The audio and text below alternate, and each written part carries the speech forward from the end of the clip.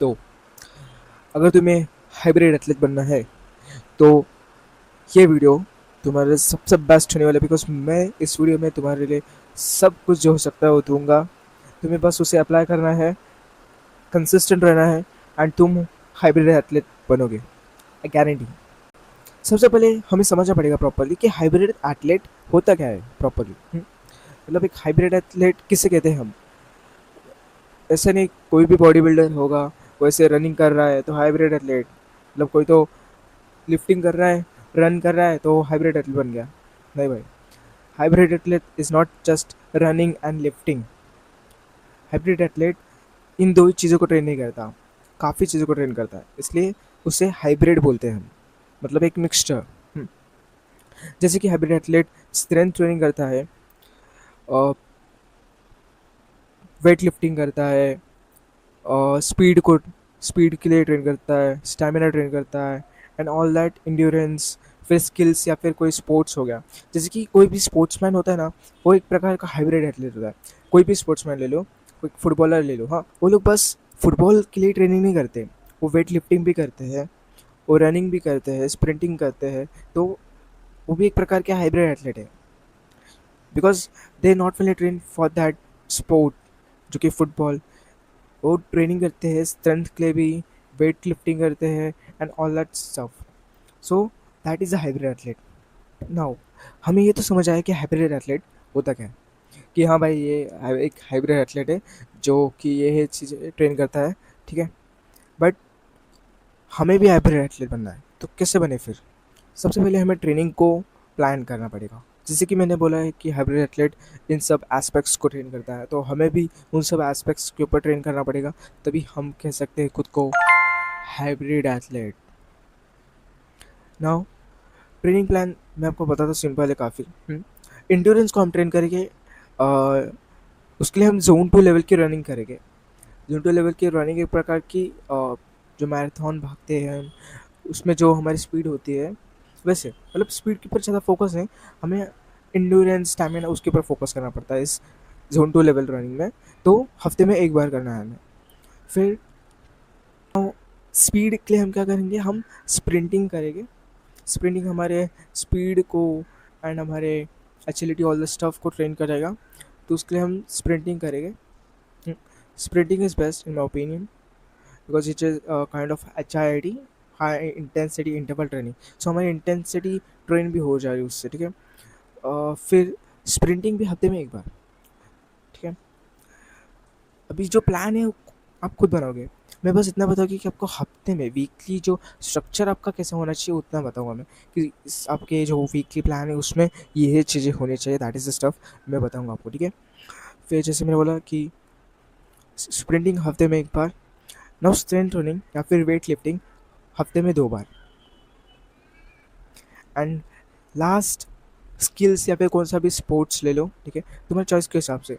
अगर तुम्हें फुटबॉल पसंद है या फिर वॉलीबॉल हो गया, कोई कोई ना कोई तो स्पोर्ट होगा ही आपका, कोई ना कोई तो, या फिर मार्शल आर्ट्स, वो सब, वो हफ्ते में एक बार हम प्रॉपरली ट्रेन करेंगे। हम्म, अभी ये हुआ हफ्ते में हम 5 बार, ठीक है, 5 बार हम ट्रेन करेंगे, एंड 2 दिन हमारा रेस्ट रहेगा।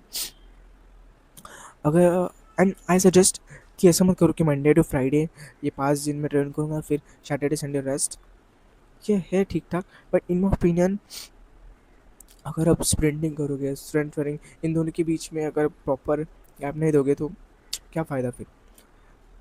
इन माई ओपिनियन आप मंडे ट्यूसडे जैसे स्ट्रेंथ ट्रेनिंग करो, लेट्स से मंडे ट्यूसडे में वेट लिफ्टिंग या फिर स्ट्रेंथ ट्रेनिंग करूँगा, फिर वेडनेसडे मेरा रेस्ट, फिर Thursday Friday Saturday skills, endurance and speed उससे ट्रेन करूँगा, एंड संडे वापस रेस्ट।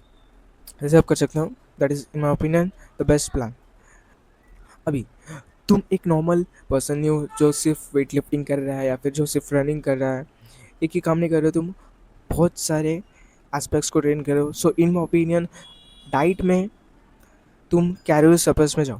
कैलोरी सरप्लस मतलब तुम्हें 200 से 300 कैलोरीज ज़्यादा खाने हैं, तो मैंने मेंटेनेंस कैलोरीज, अभी मेंटेनेंस कैलोरीज कैलकुलेट करना नहीं आता तो सिंपल है भाई, आपका जो वेट हाइट बीट वो एक गूगल में आप जाओगे ना, उधर सर्च करो मेंटेनेंस कैलोरीज वाला, या फिर चैट जीपीटी है, किससे भी पूछ सकते हो।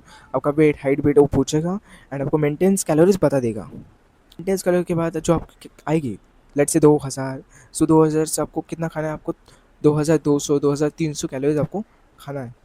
एंड खाना है मतलब कुछ भी नहीं खाना है आपको। आपको प्रोटीन, प्रोटीन इंपॉर्टेंट है। प्रोटीन आपको 1.6 ग्राम टू 2.2 ग्राम प्रोटीन इंटेक आपका होना चाहिए। मतलब सिंपल बता दो, अगर मेरा वेट है 50 किलो, तो मैं 100 किलो कम से कम खाना ही चाहिए।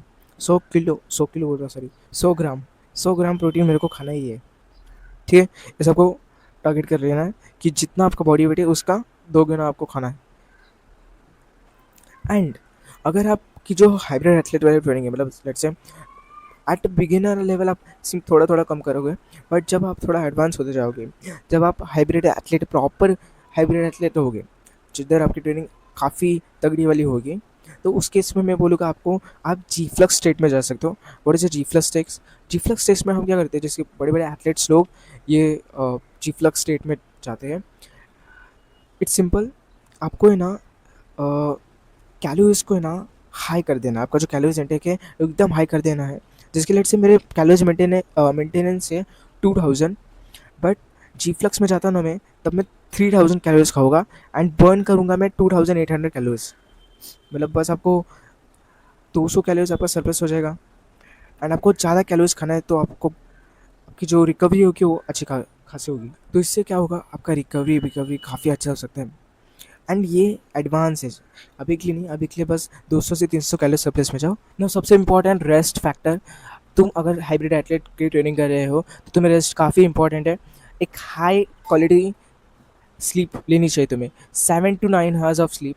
मैं बोलूँगा तुम बेड में ना 9 घंटे बिताने चाहिए। बेड में तुम 8 से 9 घंटे अगर सोओगे, तब जाके तुम्हें किधर 7 से 8 घंटे की नींद प्रॉपर होगी तुम्हारी। बिकॉज देखो, बेड पे जाने के बाद हम डायरेक्ट सोते नहीं है, ऐसे नहीं कि बेड पे गए तो पावर ऑफ ऐसे कर देंगे, सो जाएंगे हम, ऐसा नहीं होता।